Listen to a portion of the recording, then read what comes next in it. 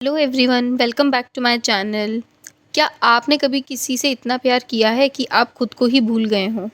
क्या आप कभी ऐसे रिलेशनशिप में रहे हों जहां आप एफ़र्ट्स करते रहे लेकिन सामने वाले को फ़र्क नहीं पड़ा? और क्या आपको कभी किसी को छोड़ना पड़ा even when you still cared? अगर हाँ, तो आज की बुक समरी आपको डीपली रिलेट होगी। आज हम बात करने वाले हैं book I don't love you anymore की, जो heart break, self respect, emotional healing और मूव ऑन के बारे में है। ये बुक स्टोरी से ज़्यादा इमोशंस का कलेक्शन है और शायद इसी वजह से ये डायरेक्टली हार्ट को टच करती है। So let's start. ये बुक नॉर्मल नॉवल नहीं है जिसमें कैरेक्टर्स और प्लॉट हो। ये एक्चुअल थॉट्स, शॉर्ट राइटिंग्स और इमोशनल रिफ्लेक्शन का कलेक्शन है। ये बुक स्पेशली उन लोगों के लिए है जो वन साइडेड लव से गुजरे हैं, टॉक्सिक रिलेशनशिप में रहे हैं, मूव ऑन करने की स्ट्रगल कर रहे हैं या फिर सेल्फ लव सीख रहे हैं। कभी कभी किसी और को छोड़ना ही खुद को पाने की बिगनिंग होती है। इस बुक को मैंने 5 पार्ट्स में डिवाइड किया है, तो आइए एक एक पार्ट के बारे में डिटेल में डिस्कशन करते हैं। पार्ट 1, हार्ट ब्रेक की रियलिटी। बुक की स्टार्टिंग हार्ट ब्रेक की रियलिटी से होती है। ऑथर बताते हैं कि जब कोई पर्सन जो कभी आपकी प्रायोरिटी था सडनली आपको इग्नोर करने लगता है तो कितना पेनफुल फील होता है। सबसे बड़ी मिस्टेक जो हम करते हैं वो ये है कि हम रेड फ्लैग्स को इग्नोर कर देते हैं सिर्फ इसलिए क्योंकि हम उस पर्सन को लूज़ नहीं करना चाहते हैं। हम सोचते हैं शायद वो बिज़ी होगा, शायद वो चेंज हो गया है, शायद प्रॉब्लम मुझ में है। लेकिन बुक एक हार्श ट्रुथ बताती है, लव कभी कन्फ्यूजन नहीं देता, क्लैरिटी देता है।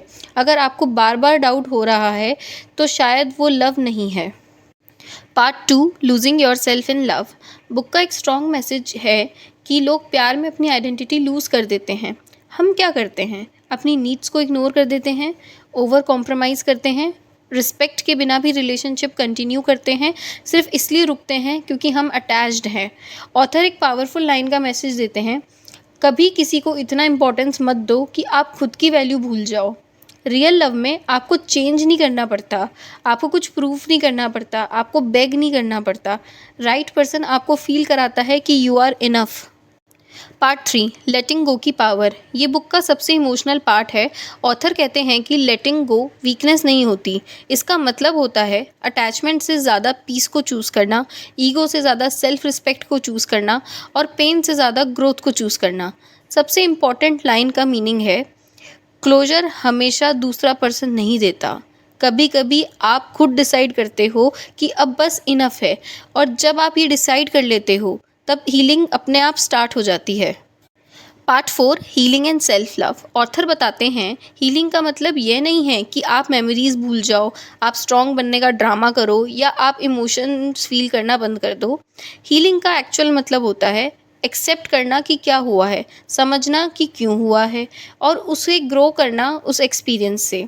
ऑथर सेल्फ लव को सबसे इम्पॉर्टेंट मेडिसिन बोलते हैं। सेल्फ लव का मतलब है बाउंड्रीज सेट करना, नो बोलना सीखना, अटेंशन के लिए बेग नहीं करना, टॉक्सिक लोगों से डिस्टेंस बनाना।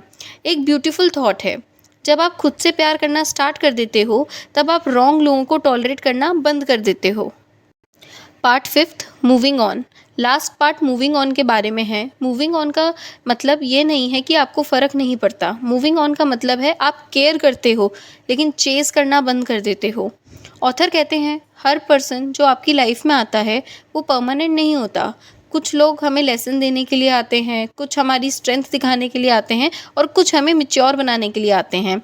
और कभी कभी बेस्ट एंडिंग यही होती है, to silently walk away.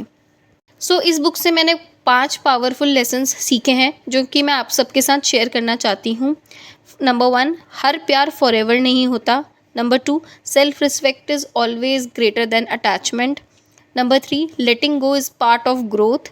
Number 4, healing slow होती है बट पॉसिबल होती है। नंबर 5, सबसे इम्पॉर्टेंट रिलेशनशिप आपकी खुद से होती है। इस बुक से हमने सीखा है इमोशनल मैच्योरिटी के बारे में, सेल्फ रिस्पेक्ट के बारे में, पर्सनल ग्रोथ के बारे में और खुद को चूज़ करने के बारे में। इस बुक का एक हिडन मैसेज है, कभी कभी सबसे स्ट्रॉन्ग सेंटेंस होता है, आई don't love you any more because now I love my self मोर। अगर आपको ये समरी हेल्पफुल लगी हो तो प्लीज़ लाइक ज़रूर करें, कमेंट करके बताएं हार्ट ब्रेक ने आपको क्या सिखाया। और अगर आपको ऐसी ही बुक समरीज चाहिए तो please subscribe to my channel. See you in the next video.